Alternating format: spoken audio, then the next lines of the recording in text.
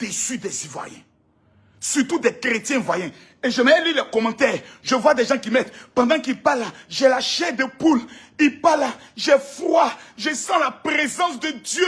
Oh Seigneur, Rikashaka Baba. Oh Dieu, Eli Pada est sorti après 2 ans. C'est un menteur. C'est vous qui êtes bête qu'on peut jouer à votre esprit. Les gens sont en train de préparer un coup d'état pour venir vous égorger, vous les Ivoiriens. Comme des moutons. On envoie un prophète pour préparer votre esprit. Pour vous faire croire que tout ce qui va arriver là, c'est Dieu qui est en train de faire. Et vous tombez dans le panneau, vous tombez dans le piège. Comme des moutonniers. Vous êtes tellement bêtes, vous les chrétiens, que vous êtes assis comme des chientons. Et on vient jouer votre esprit. Moi, un prophète vient s'asseoir devant moi. Il dit, je suis ressorti. Je te posé la question. Faut laisser ça champion. Faut laisser pour toi là. Tu étais où? Ah, donc tu étais caché quelque part. Donc tu es Tchengen. Donc pendant 2 ans, on accuse Alassane Ouattara, le président, de t'avoir enlevé. Tu as entendu ça. Tu as vu ça.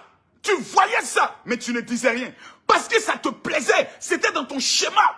Maintenant, comme on a à 5 mois des élections présidentielles, et que les opposants sont en train de se préparer pour désordonner le pays, et que le pouvoir est en train aussi de fermer son cœur, toi on te fait sortir pour préparer notre esprit à ce qui doit arriver.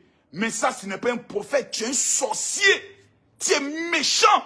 Maintenant, la question est de savoir, tous ceux qui nous ont dit que Eli Pada était enlevé là, que Dieu leur montre que Eli Pada est enlevé là.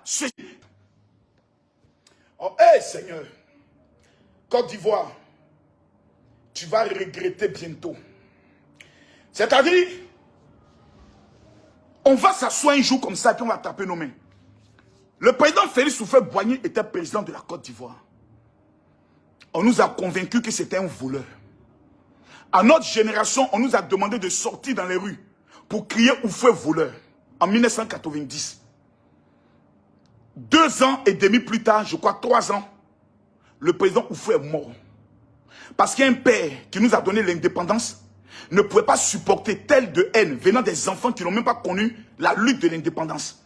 On nous faisait sortir des classes. Houphouët, voleur, Houphouët, voleur, Houphouët. Le président Houphouët est mort jusqu'à aujourd'hui.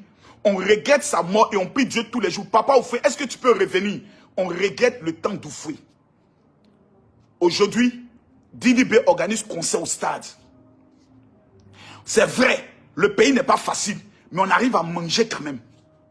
On n'a jamais connu un développement aussi rapide, aussi concret. On n'a jamais vu notre pays connaître une élévation comme on a connu maintenant. Nous faisons partie des pays les plus élevés en Afrique. Quand on parle de la Côte d'Ivoire, tout le monde est au respect. On voit le développement. Mais on est tellement méchants dans notre cœur, on est tellement mauvais dans notre cœur, comme des sorciers. Quand quelqu'un amène la lumière au village, on doit le haïr. Quand quelqu'un amène le goudron au village, on doit le détester. On est tellement méchants et sorciers que tout ce qui est dans notre tête, Alassane Ouattara là, il n'est qu'à tomber. Et puis nous on vient s'asseoir pour dire Dieu nous avait révélé qu'il allait tomber et il est tombé. Tout ce qu'on attend, c'est qu'on voit la chute d'Alassane. Tout notre projet de société là, c'est Alassane Ouattara. On ne peut pas être aussi méchant.